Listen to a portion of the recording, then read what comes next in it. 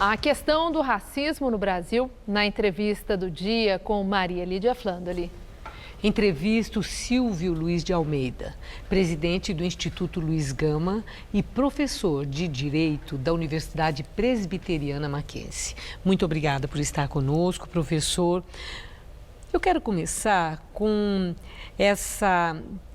Há uma crença, algo que se repete, que eu não sei até onde de fato possa ser uma crença, que no Brasil existe uma democracia racial. De onde que vem isso?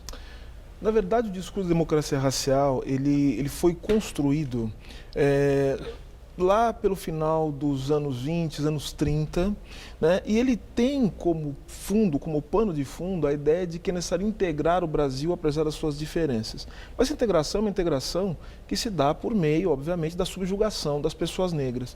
Então, não é só uma ilusão a democracia racial, na verdade é um discurso, uma ideologia construída para que as diferenças, as desigualdades que até hoje permanecem no Brasil, permaneçam, né, se reproduzindo sem que nós tomemos as iniciativas necessárias para reduzir as desigualdades. Agora é interessante, professor, que sempre que acontece algo clamoroso, seja por uma ofensa direta ou em momentos de briga, de xingamento, aí como existe a lei Afonso Arinos, que se repete muito, crime inafiançável, por práticas racistas, tudo isso, aí vem à tona essa questão do racismo.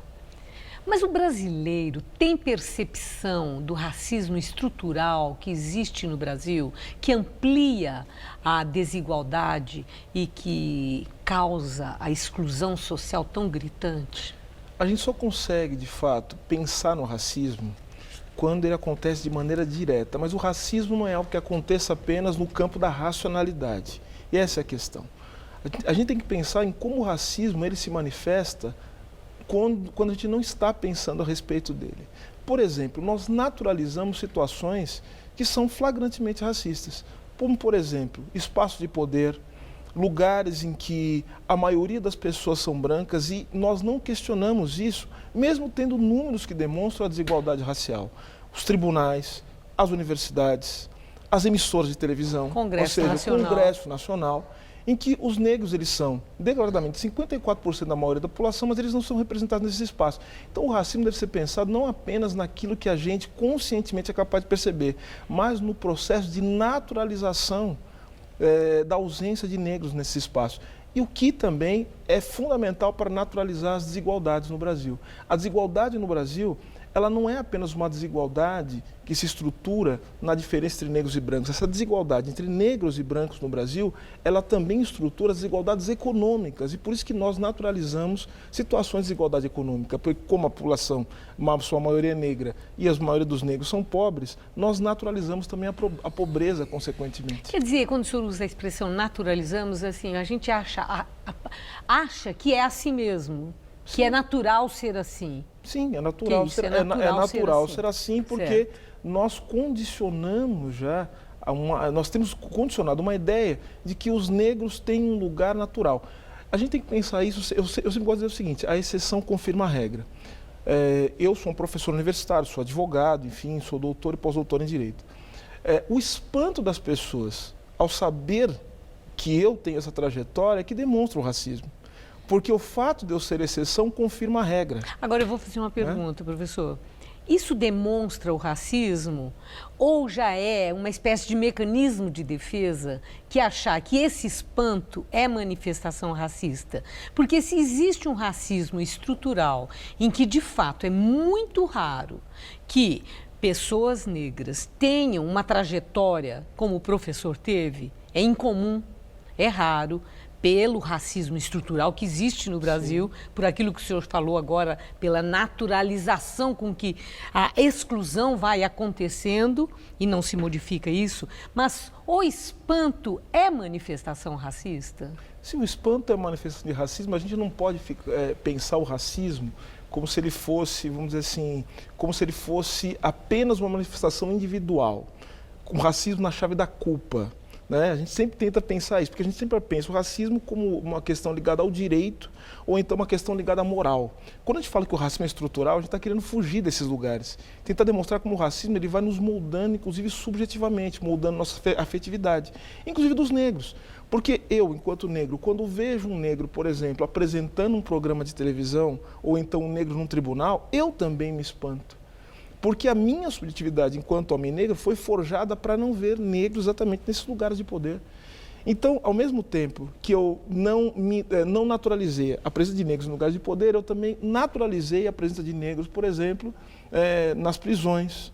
Eu naturalizei a presença de negros também na pobreza, em situação de rua. Naturalizei também situações de violência, como a desse menino que o Bob Fernandes acabou de falar no seu comentário. Uma outra questão, professor, é da falta de percepção, né, de que a circunstância é essa.